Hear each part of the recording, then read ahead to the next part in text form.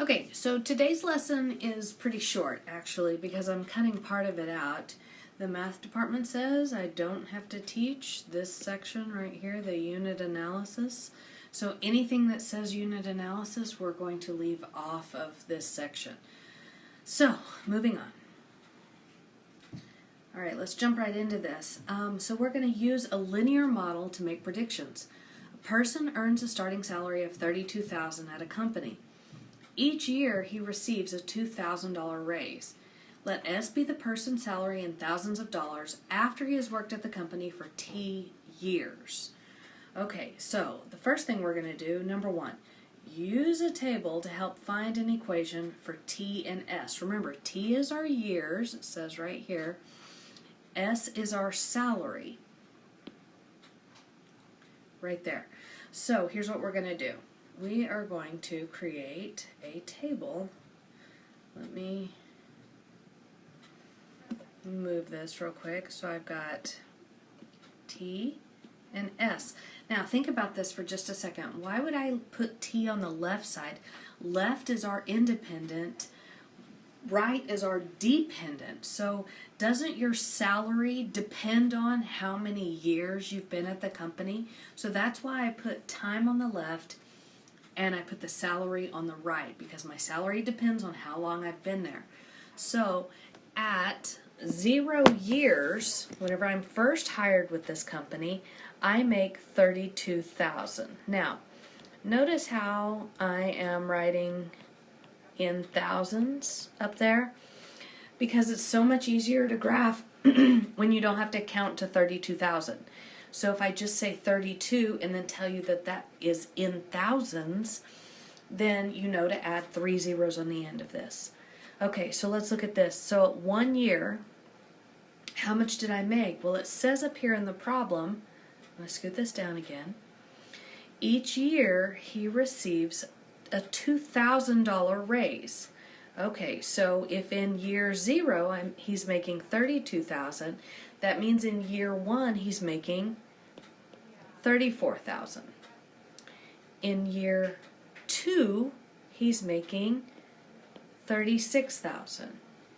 In year 3, remember all we're doing here is we're starting off with 32 and we're adding 2,000 for every year that he's been there.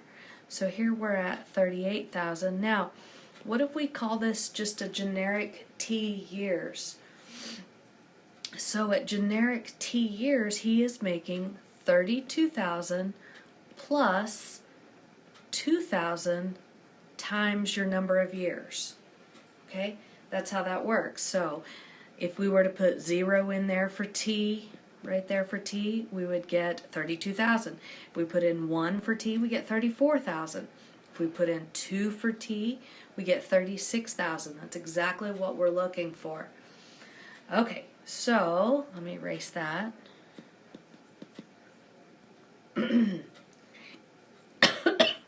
And then part 2 says, substitute 8 for T in the equation. So I'm going to put an 8 right here, and that means I'm going to do this. Off to the side, I'm going to do 32 plus 2 times 8. So 32 plus 16, that means that he is making $48,000 a year. And what does the result mean? It means that after 8 years, he's making $48,000.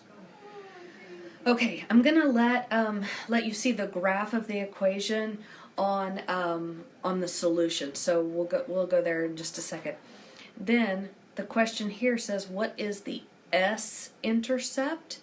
Remember, S is your y. It's our dependent. So we've got our t-axis here and we've got our s-axis here. So this right here is time in years. This up here is our salary. And the question number 5 says, when will the salary be $42,000? I'm not sure. I'm going to have to check on that. So let's work on that. So when will my salary be $42,000? So I'm going to put 42 equals 32 plus 2t, and I'm going to solve for t at this point. 42 is my salary right there. T is my time. And then on number 5, that's the thing I don't know. So let's subtract 32 from both sides, and I get 10 is equal to 2t, and then I'm going to divide both sides by 2. So I get that t is 5. So what does that mean? That means that after 5 years, his salary will be $42,000. Okay, so this is the textbook solution. I just wanted you to take a look at that. It looks a lot like our table. So I'm going to give you just a second to look over that. You might want to hit pause if you need a little bit longer.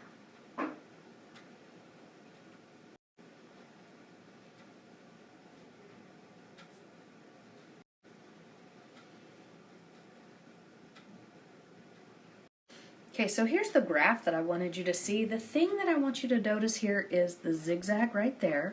So there was a break in the graph. They went from 0 to 32, which is why they used the zigzag. But then look, they're counting each tick mark as 1,000. So that's why they put the zigzag in the graph. So what is the other thing? Sorry, I can't talk today. The other thing I want you to notice is that at year 1, he's making 34,000. At year 2, he's making 36,000. At year 3, 38. So every year it's going up by 2,000. At year 0, 32,000. Now, the thing that I think is wrong about this graph is this right here. What's wrong with that arrow? Well, what's wrong with it is that there is nothing beyond, you can't work at a job for -1 years. So technically there should not be a left arrow on there.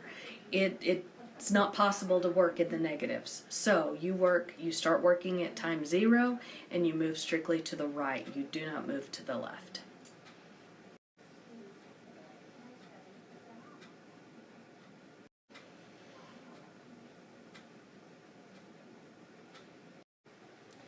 Okay, so in this question, we're not going to do all the parts because, again, part 2 says perform a unit analysis, and we don't need to do that.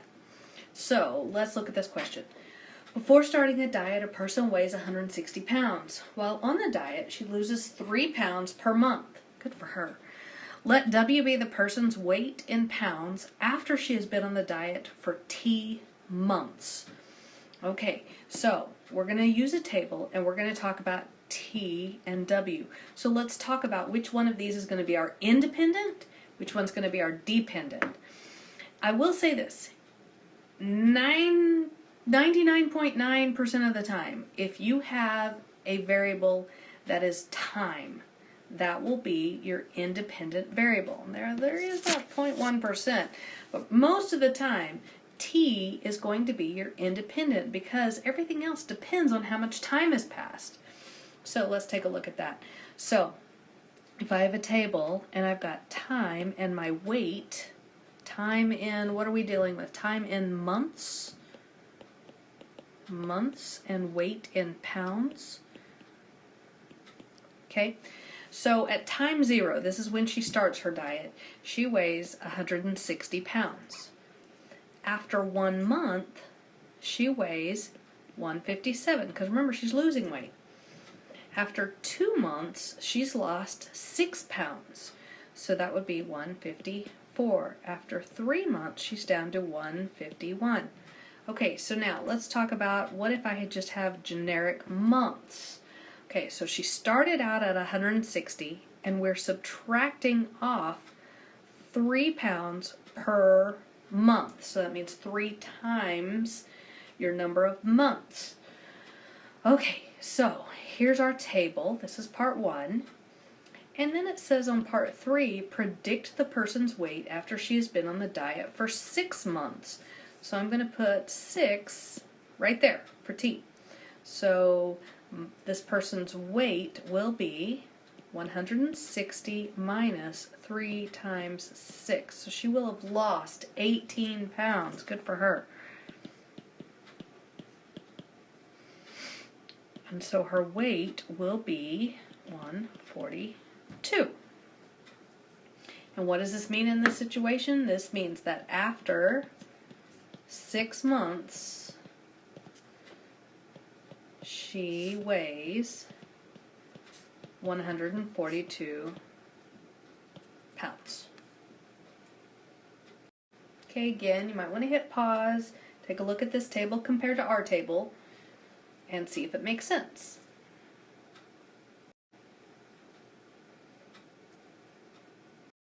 Okay, so now we're going to kind of switch gears here, and we're going to talk about horizontal and vertical lines. So, if the graph of y equals b, where b is a constant, remember constant is just a fancy word for number, this is a horizontal line. So think about this. If you only have a y in your equation, and this right here is a number, then it has to only cross the y-axis. So that means it has to be a horizontal line at whatever b is. If you only have an x in your equation and a is some number, then it can only cross the x-axis, which means it has to be a vertical line. So let's take a look at how to work these problems. Alright, so now we want to sketch the graph of y equals 3. We only have a y in this equation. We don't have an x. That means it's not allowed to cross the x-axis. It can only cross the y-axis. Here's my x-axis. Here's my y-axis. If I count by twos, 2, 4, 6, 2, 4, 6, okay? So I want it to cross the y-axis at 3. So it's going to go up here to 3 on the y-axis right there.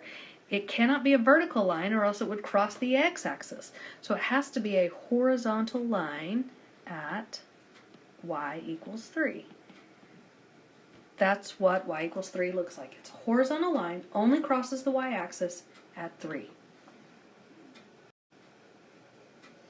Here's a table too. So look, y equals 3. This is the table that goes with it. Notice every single y value is 3. Notice because there's nowhere that you can put x in this equation, you can put any number you want.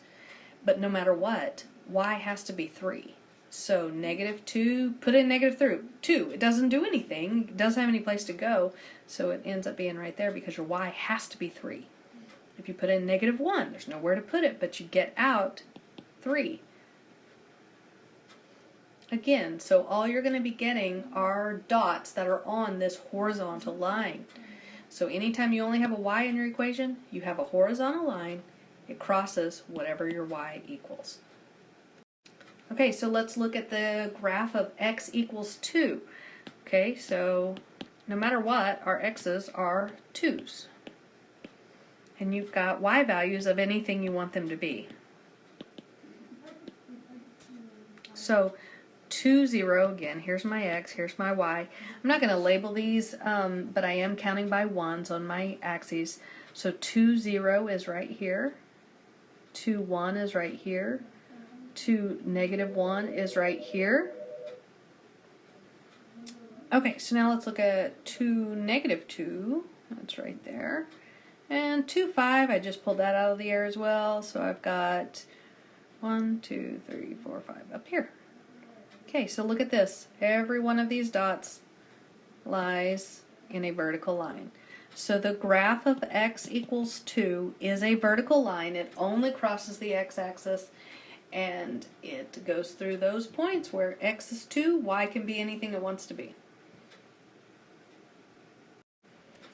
Okay, so I hope this helped you out. Let me know if you have any questions. Have a good day.